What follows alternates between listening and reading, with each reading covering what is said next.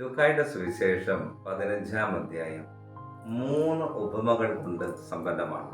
അതില് നഷ്ടപ്പെട്ടു പോയ നാണയം കണ്ടുകിട്ടുവോളം അന്വേഷിച്ച് കണ്ടുകിട്ടുമ്പോൾ എല്ലാവരുമായി സന്തോഷം പങ്കുവയ്ക്കുന്ന ഒരു സ്ത്രീയെ വചനഭാഗത്തിൽ നമ്മൾ കാണുന്നുണ്ട്.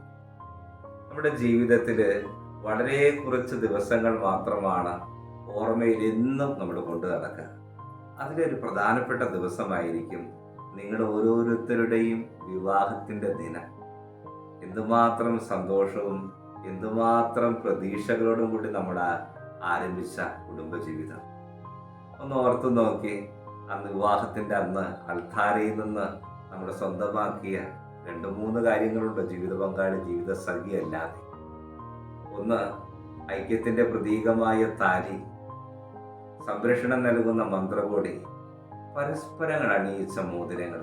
ഇത് എല്ലാവർക്കും നല്ല ഓർമ്മയുണ്ട്. ഭദ്രമായി നമ്മുടെ അലമാരിയിലൊക്കെ എടുത്തു വെച്ചിട്ടുണ്ട്. ഇടയ്ക്കൊക്കെ നമ്മൾ എടുത്തു നോക്കും. അവസാന യാത്രയ്ക്ക് വേണ്ടി മന്ത്രകോടി നമ്മൾ മാറ്റി വെച്ചിരിക്കുന്നു. മോതിരങ്ങളൊക്കെ ഇടയ്ക്കിടയ്ക്ക് നമ്മൾ നോക്കും.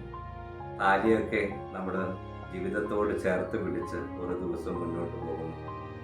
ഒരുപക്ഷെ മറന്നോ അല്ലെങ്കിൽ മറവി കടമെടുത്തോ ഒരുപക്ഷെ ജീവിതത്തിൽ കൂടെ കൊണ്ടു നടക്കുന്നതുമായ ഒരു കാര്യമുണ്ട്. വിവാഹത്തിൻ്റെ അന്ന് നമ്മുടെ കുടുംബ ജീവിതത്തെ എന്നും ബലപ്പെടുത്താൻ വേണ്ടി അൾത്താരയിൽ നമുക്ക് ലഭിച്ച ജപമാലകൾ. തിരക്കുകൾക്കിടയിൽ നമ്മളത് വഴിയിൽ വിട്ടുപോയോ എന്ന് നമുക്കറിയില്ല. അലമാരിയിൽ സൂക്ഷിച്ചു വെച്ചിട്ടുണ്ടാകും. വളരെ പേരൊക്കെ പൊന്നുപോലെ ജീവിതത്തോട് ചേർത്ത് വെച്ച് അത് ഭദ്രമായി സൂക്ഷിച്ചു വെച്ച് കാണും.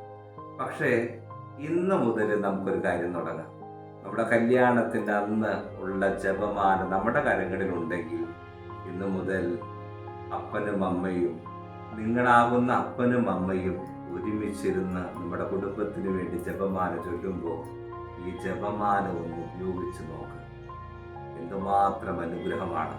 ഞങ്ങളുടെ ദാമ്പത്യ ജീവിതത്തിൻ്റെ അന്ന്, ഞങ്ങളുടെ കുടുംബ ജീവിതത്തിൽ ഈശോയുടെ പങ്കുവെപ്പിനെ സ്മരിപ്പിക്കുന്ന ഈ ജപമാല മണികളിൽ എന്നും പരിശുദ്ധ അമ്മയുടെ ഈശോയുടെ ചൈതന്യം നിറഞ്ഞു നിൽക്കാൻ ദൈവം അൾത്താരയിൽ നൽകിയ അമൂല്യമായ വിലപ്പെട്ട സമ്മാനം. കരങ്ങളിലെന്താം പരസ്പരം കൈ കോർത്തു നിന്നുകൊണ്ട് ഭാര്യയ്ക്കും ഭർത്താവിനും വേണ്ടി നമുക്ക് പ്രാർത്ഥിക്കാം. ദൈവം അനുഗ്രഹിക്കട്ടെ.